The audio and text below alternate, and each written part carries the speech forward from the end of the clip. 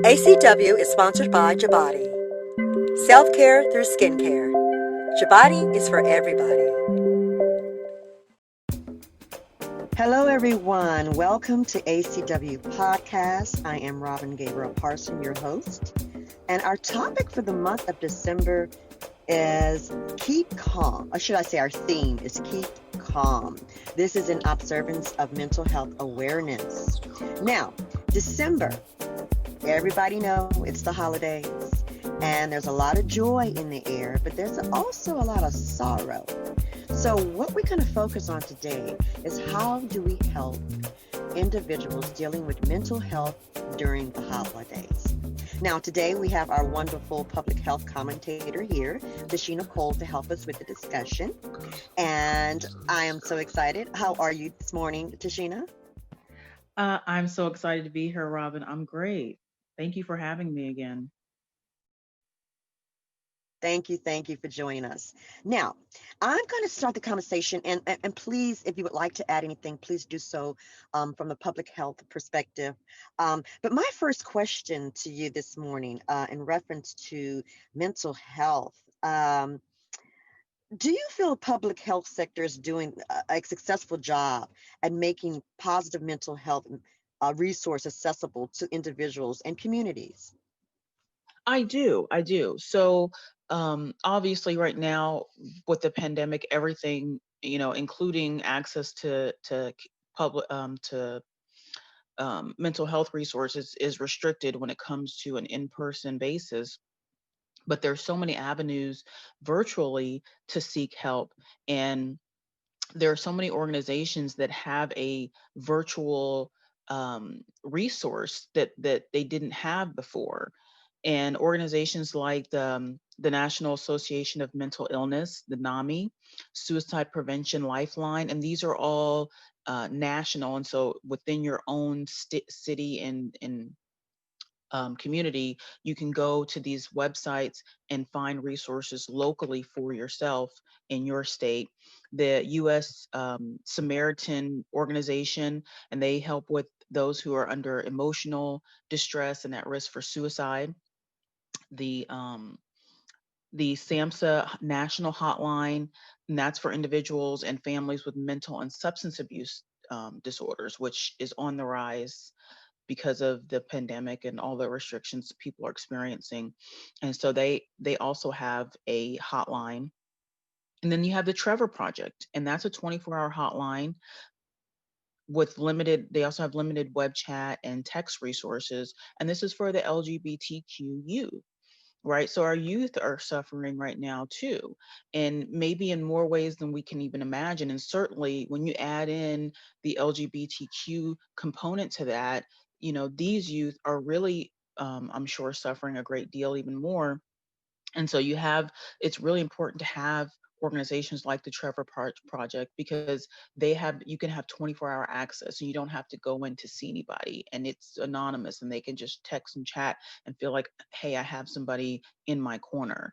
And you have the Veterans Crisis Line. It's also a 24/7 hotline. They also have web chat and text options available. So all these organizations now have these virtual resources to allow people to be mobile and to gain access to care wherever they may be, and it's at a low cost or even no cost, depending on your local state and what your insurance, if you're on Medicaid or something like that, it can be no cost to you.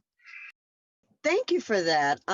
And no matter where you are, I'm just going to add to it, in whatever state you are, there should be organizations that can support and help individuals dealing with mental health. So thank you for that. And also for our youth, that is very important. Do you think, Tasheena, within our health and wellness, do you think mental health is a critical part of our overall wellness? Oh, 1000%.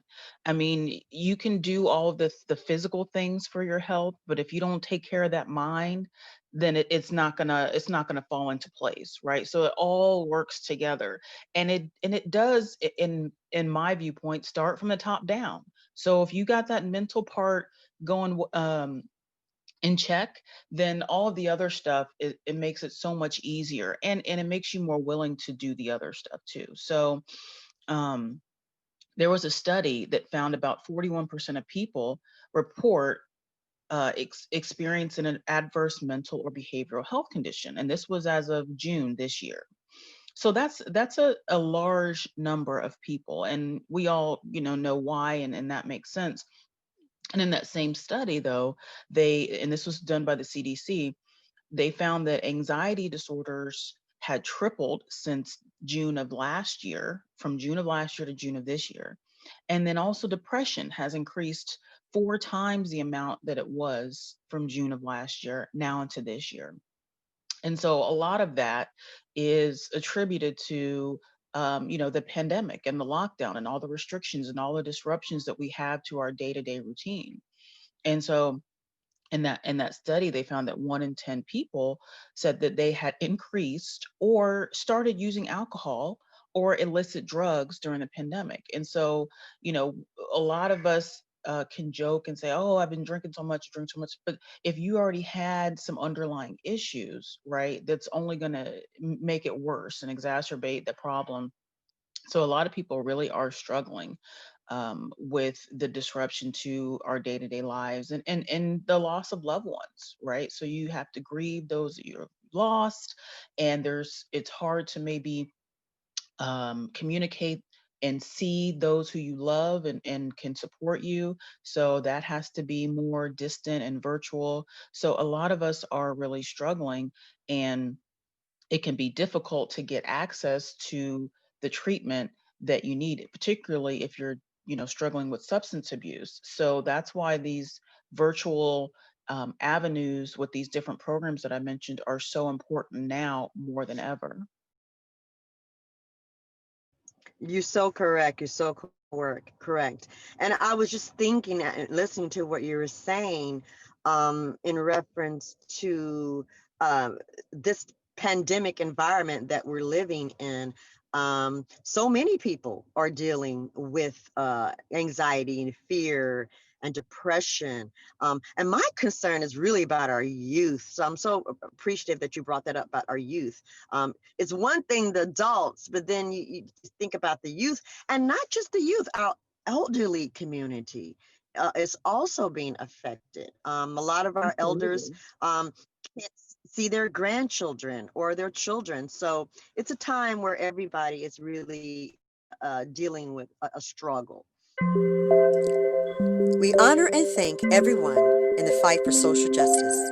Teachers, healthcare workers, and all of you in high-risk jobs. We know it's stressful, so we have a gift of thanks from us to you. For more information, visit jabodibody.com. That is JABODIBODY.com. You're listening to ACW Podcast. I am Robin Gabriel-Parson, your host, and our co-host today is Tasheena Cole Dunn, public health professional and ACW Podcast public health commentator. As a public health professional, share with us and our listeners why there is such a negative stigma around mental health.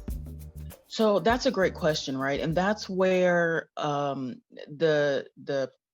this all kind of starts to get access to care. Is you have to be open to acknowledging that you have an issue, and the stigma keeps so many people from doing that. And some of it's cultural, religious, but a huge aspect of it.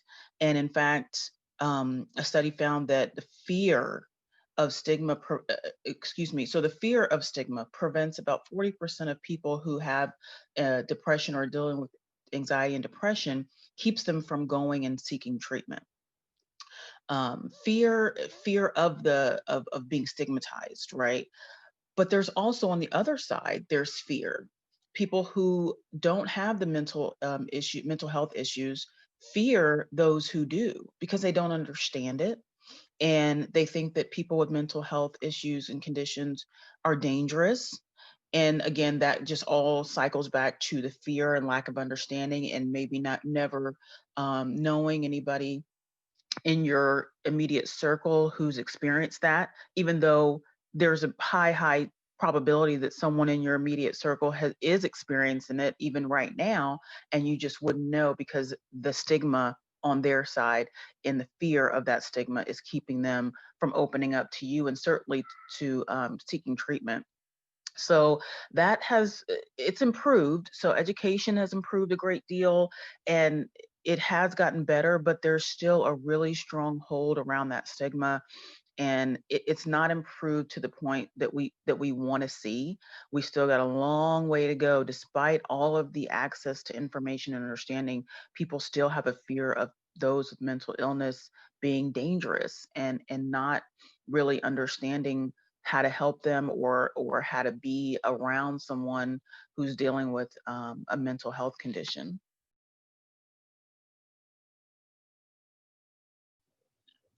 Thank you, Tasheena. Now, what I find interesting, and speaking on the stigma part, when it comes from a cultural perspective, because there's a lot of cultures that do not really accept counseling, or they frown on it. And counseling can come in many different ways. And we want our listeners to understand that counseling don't always have to be, like you said, because of the pandemic, there's a virtual type of method. But, a lot of counseling can also come from just, maybe speaking to someone in your community. Some people go to their faith community. So even though, it may not be a medical type of method, but it is a method that you can use to talk. And I think talking to people and hoping people understand where you come from can also help. And I'm just kind of throwing that in. So do you also think that culture has a lot to do with it, that white people just don't look at it as something that they feel comfortable doing, getting a counselor or anything? Oh, 100%. So the cultural and the religious aspects, they overlap, right? So they're intertwined so much. It's hard to really separate them out in a lot of cases.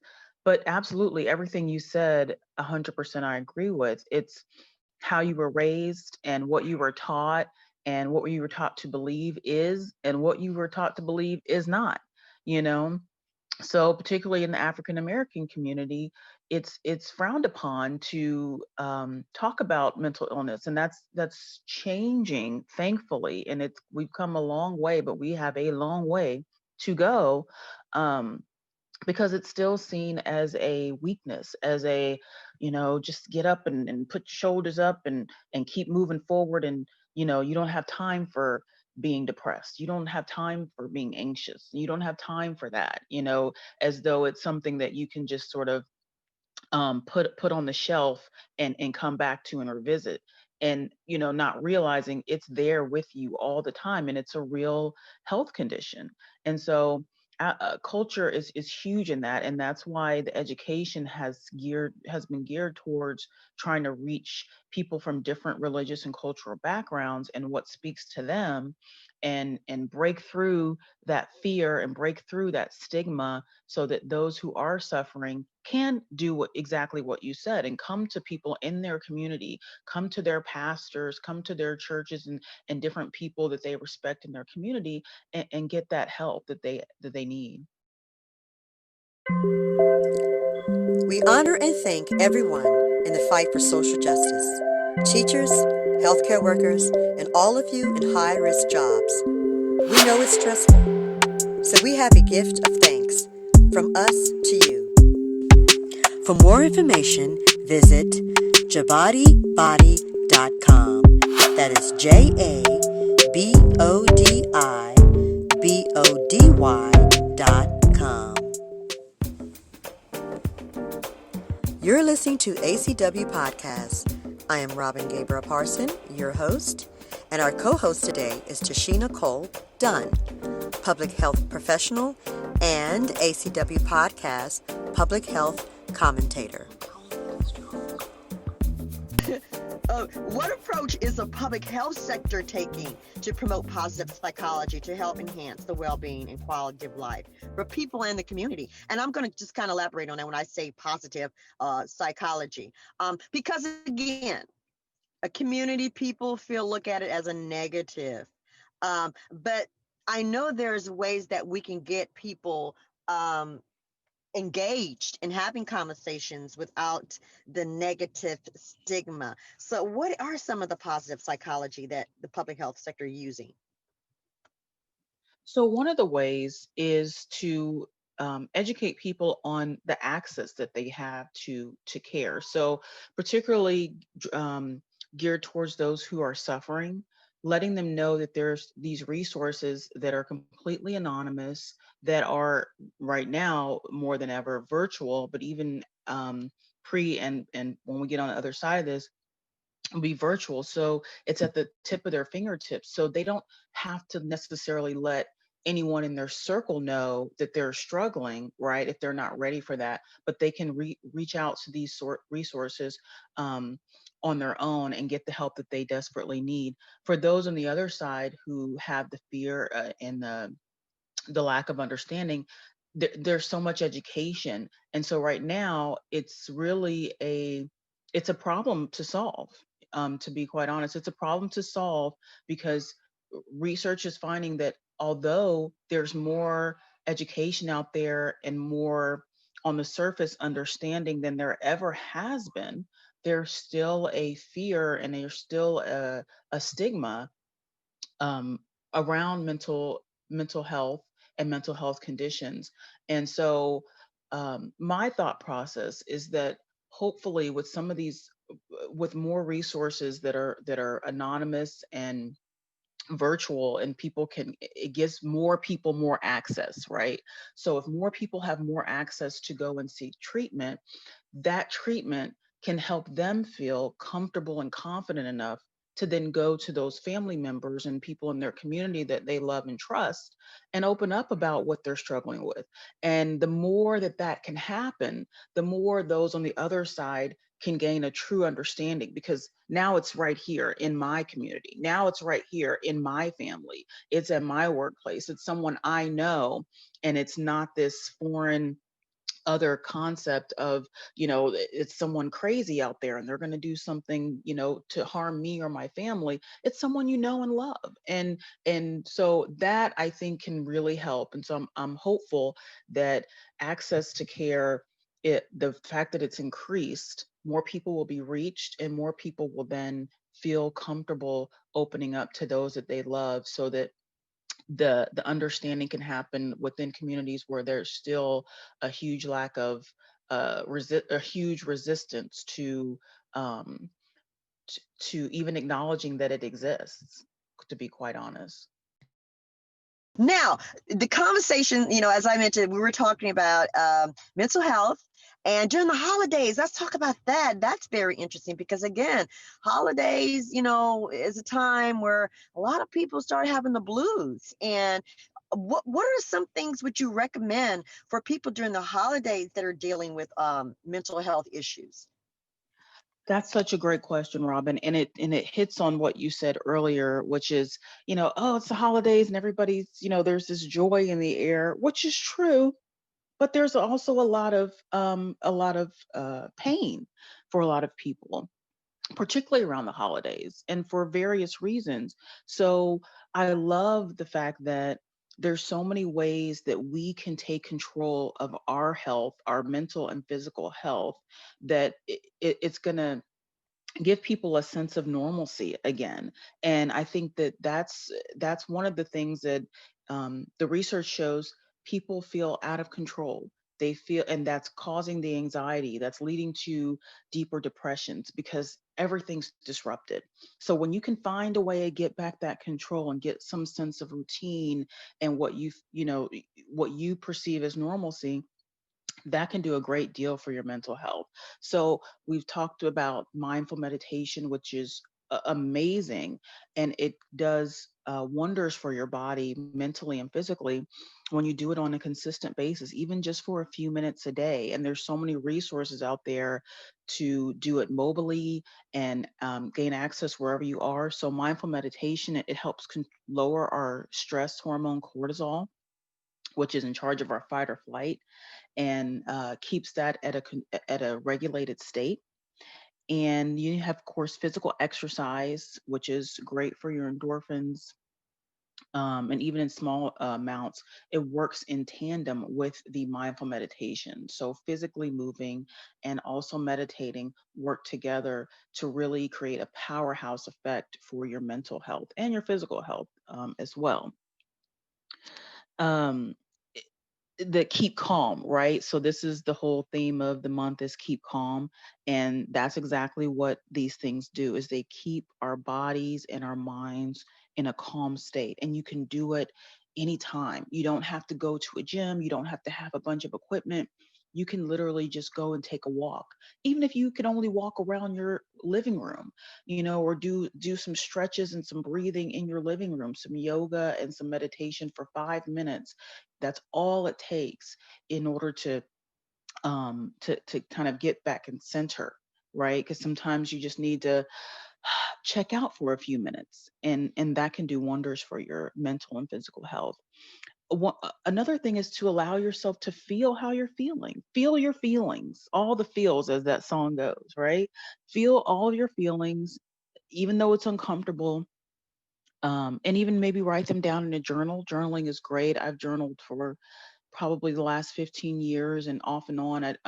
Sometimes I'll be real consistent with it and then I'll drop off, but I always come back to it. And it's such a great way to see where you are in a moment in time, and then to see how far you've come, and maybe to see where you still need to go. So journaling is such a wonderful therapy to feel. Once you've felt all those uncomfortable emotions, write them down. And it's a way, at least for me, to release. And a lot of other people that I've spoken to, it's a great way to release those feelings. They're on paper, they're gone. Okay, now I've felt them, I've written them down, and now I feel a sense of a certain amount of freedom with that. And finding something you enjoy. It's hard right now because you can't do maybe a lot of the things that you might have done before, but find something new to enjoy. Right now is the best time to look at other ways to find enjoyment. Um, whether it's being out in nature, I know it's cold, but maybe bundle yourself up and get outside in nature. That's something I love to do, and it's such a great healing. For me and my mental health. It's a recharge, I should say. It's a way for me to recharge.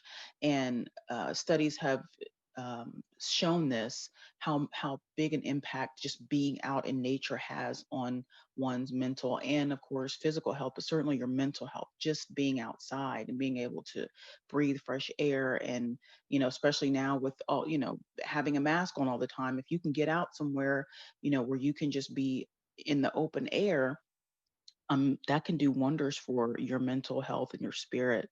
So, and getting lots of sleep, of course, is always important. As much as you can, try and keep that routine. It's the routine of these things, as much as it is the actual act, it's the routine of getting up and doing something physical, getting up and doing a meditation, getting up and going outside for 5 minutes and maybe enjoying your coffee outside. It's the routine of that's giving us back the control that we don't so desperately need right now, because so much of that control is gone, and so much of that sense of normalcy is gone for us right now. So those are all great avenues to help with our mental health. We honor and thank everyone in the fight for social justice. Teachers, healthcare workers, and all of you in high-risk jobs. We know it's stressful, so we have a gift of thanks from us to you. For more information, visit jabodibody.com.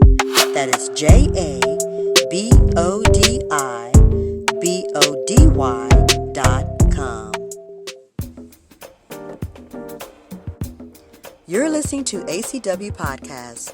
I am Robin Gabriel-Parson, your host, and our co-host today is Tasheena Cole Dunn, public health professional and ACW Podcast Public Health Commentator. But I truly appreciate, Tasheena, you coming and sharing all of this amazing information. And it's really about education. It's really about education, and it's really about us opening up our minds and looking at life differently, because this is a different world. It's a different society now. And it's important that we really focus on our health mentally, physically, and spiritually. And, there is a lot of us who don't have the resources, the income to have specialists or see counselors. So, as you mentioned, which I think is really, really great, and I do it all the time, take a walk, do mindful meditation. That's part of what my practice is. And then I also offer it to others who want to participate. Doing a yoga class, doing a dance class, getting those happy endorphins triggered. So I really appreciate you sharing all of the information with us. Is there anything else you think you may want to share to encourage our listeners to really pay attention to their emotions and how they're feeling during this time, and don't ignore them? Because, in spite of it all, this COVID environment, it's to be happy and to be healthy. So, just anything else you would like to elaborate on? No, I think you said it. You said it all right there. Just be in check with your emotions, how you're feeling on the day to day, and allow yourself to feel that, and reach out to the resources that we shared here if you need those, or if it's just something as simple as reaching out to a friend and maybe going for a walk or going for a walk on your own. Do some of those things that you have control over, right? You have so much control over your over your treatment options right now more than ever. So I just encourage people to give themselves grace, allow yourself to feel, and you hit it right on the head, Robin. And I miss you. I can't wait to see you. Tasheena, yes, I miss you guys also. It's been a while, but what is so joyful about this podcast? It allows us to connect, and we can still do our work virtually and from an audio perspective. We've done a lot of work together, grassroots. So I do miss doing a lot of work with you guys, but I appreciate you coming on our podcast and adding to it and providing really, really valuable information when it comes from the public health sector. So yes, I really miss you too, but we're still doing what we need to do. We're still focused. We're still out there.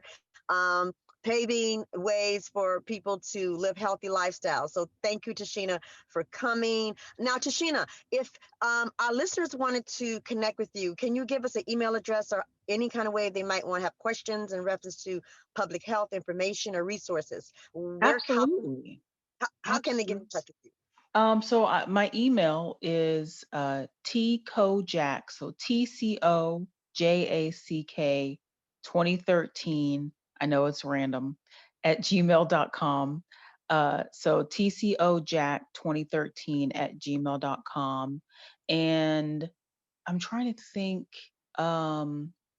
my tag on Instagram is at Tasheena Cole. Real simple. So you can follow me there. Sometimes I post things. I'm going to start posting some more stuff, but certainly reach out and direct message me on Instagram. So yeah, feel free. Give me some shout outs, some comments, some questions. I'll take them all. Thank you, Tasheena. Thank you so much. Our listeners, thank you for joining us today. Until next time, please live life with intention and purpose, and definitely love during this holiday time. And happy holidays to everyone. Thank you so much, Robin. Happy holidays to you too.